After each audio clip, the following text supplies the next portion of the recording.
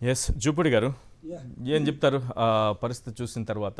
ఆ వీడియో మాత్రం ఒకటి రిలీజ్ చేశారు, లోపల ఈవీఎంని ఈడ్చుకొట్టినవి.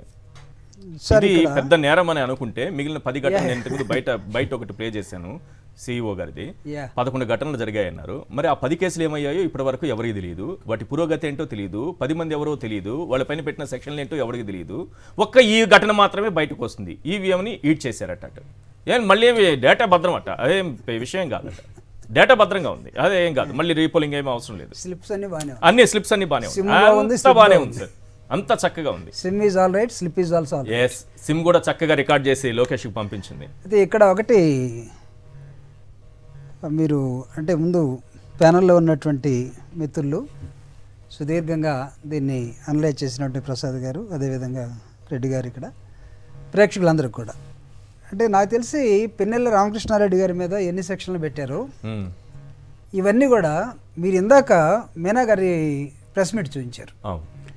మీనా గారి ప్రెస్ మీట్ చూపించిన తర్వాత ఈ సెక్షన్లు ఏది కూడా పనిచేయదు. అంతేనా? సమస్య లేదు, రాసుకోండి. నేను ఇతని వైపున సరైన లాయర్ ఎవరైనా ఉన్నట్లయితే, ఎందుకంటే ఈ సెట్ వెరీ క్లియర్లీ మీనా గారి బయట మీరు లాస్ట్లో మళ్ళీ ఏమైనా వేయదలుచుకుంటే కూడా వేసుకోండి. జరిగినటువంటి 11 ఈవీఎం ఘటనస్ లో very very small incidents we have taken care. Correct. We have taken care. Yes. Polling has been continued. Repolling అవసరం లేదు. Repolling అవసరం లేదు. Then what are the sections are ఇక్కడ పెట్టిన సెక్షన్స్ ఏంటి చెప్తాను సార్. ఎవరండి అసలు చెప్తాను సార్. ఎవరి పోలీసులు ఇంకా 143 147 353 427 448 452 120B ఐపీసీ సెక్షన్లు ఇవన్నీ సార్ 100 పెట్టుకోనివ్వండి సార్. ఇవి కాకుండా ఆర్పీ యాక్ట్ కూడా ఉంది. సరే ఆర్పీ యాక్ట్ అనేది ఈ టైంలో పెడతారేమో, సరే ఇది పెట్టాలా లేదని తర్వాత డిసైడ్ చేద్దాంలేండి. RP act 131 135 read with 149. Yes sir, yes sir గారు ఇంకో 100 పెట్టుకోమనండి. ఇక్కడ పని చేయవి. నో అసలు నాట్ అట్ ఆల్. ఎందుకంటే who is the supreme in the state now? Election commission. అవును, supreme has pronounced at the time of election or even after the election, during the election. పట్టుకొచ్చారు మీరు? లేదు సార్, అది common sense కదా sir. Common sense sir, sir ఇది common sense. రేపు లాభం నిలబడద్దు అంటున్నారా? లేకపోతే నేను వెళ్తాను, మెకానికల్ ఇంజనీర్, నేను కోటేసుకుని వెళ్తాను. If somebody can allow me. 7 కాదు 7 నిమిషాలు కూడా ఆయన అక్కడ నిలబెట్టలేరు. కోర్టు ముందు 7 నిమిషాలు. ఆయన లాయర్లు ప్రొవైడెడ్ సరైన వాళ్ళు అయితే ఈ need not to attend to the court.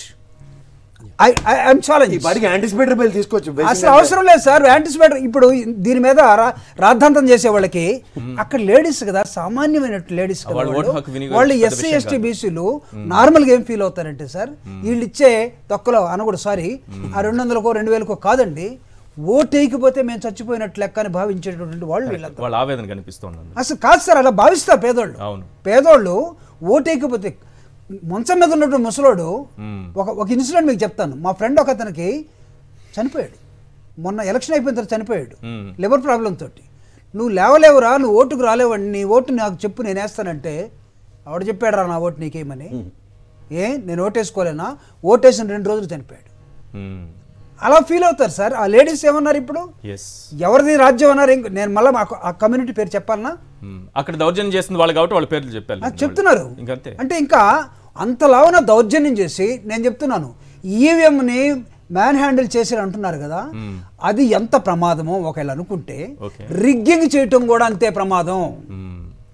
Rigging చేయటానికి ఉన్నటువంటి ఆ ప్రాంతాల్లో పరిసరాలని పరిశీలిస్తే ఆ సాక్షులు, ఆ కొట్టటాలు, ఆ పోలీసులు లేపటాలు, అక్కడ ఉన్నటువంటి యుద్ధ వాతావరణం. ఎవడబోతాడండి, ఒకడు ఓటేస్తా ఉన్నాడు, వాడు దొంగ ఓటేస్తున్నాడో మంచి ఓటేస్తున్నాడో తెలియదు, ఇతను లోపల పోయేసరికి వాడు పారిపోయాడు. వాడు ఎందుకు పారిపోవాలి? అంటే ఇక్కడ మీరు లా పాయింట్ గా తీసుకోగలిగితే విత్ కామన్ సెన్స్, ఈశ్వర్ గారు నాకు తెలిసి ఇక్కడ పిన్నెల్లి దానికన్నా ముందు 3 లెటర్లు రాశాడు. 11వ తేదీ నాడు ఒక లెటర్ రాశాడు, ఓటింగ్ నాడు 13వ తేదీ నాడు 11:33 ఒక లెటర్ రాశాడు, 6:10 ఇంకొక లెటర్ రాశాడు. అంటే ఏంటిది? ఇతను నిజాయితీ కాదా? ఇందాక సోదరు అన్న చెప్పినట్టుగా 7 మర్డర్లో 5 మర్డర్లో చేసినటువంటి వాళ్ళు అక్కడ ఫ్రేలో ఉంటే, అపోనెంట్గా ఉంటే, ఇన్ని జాగ్రత్తలు ఇతను తీసుకుంటూ ఉంటే ఏం కేర్ చేయరా? Meena is a good officer, no doubt. But మేనాని బైపాస్ చేసి లోకేష్ని ఎలక్షన్ కమిషన్ సెంట్రల్ గవర్నమెంట్లో వాళ్ళ పిన్నమ్మో లేకపోతే వాళ్ళ బాబాయో ఎవడో ఒకడో అక్కడి నుంచి ఆపరేట్ చేస్తుంటే మనం ఏం చేయగలమండి? అక్కడి నుంచి అంటే ఏమనుకుంటున్నారు వాళ్ళు? ఆంధ్రప్రదేశ్లో ప్రజలందరూ కూడా ఓట్లు వేయాల్సిన అవసరం లేదు, మేము ఎలా చెప్తే అలా నడవాలని మోడీ గవర్నమెంట్ భావిస్తున్నట్టుగా కనబడుతుంది. ఎలక్షన్ కమిషన్ కనబడతా ఉంది. వీడియో ఎలా లీక్ అయింది, అది లోకేష్ కి ఎలా అయింది, దానిపైన విచారణ చేయాలని అనేది మాట్లాడతాం మీతో. అంతకు చాలా మంచి పాయింట్ చెప్పారు. మీనా గారి బయట మళ్ళీ ప్లే చేయండి, దాన్ని ఒకసారి అప్లై చేసి చూద్దాం. అది సాక్ష్యం అండి రేపు.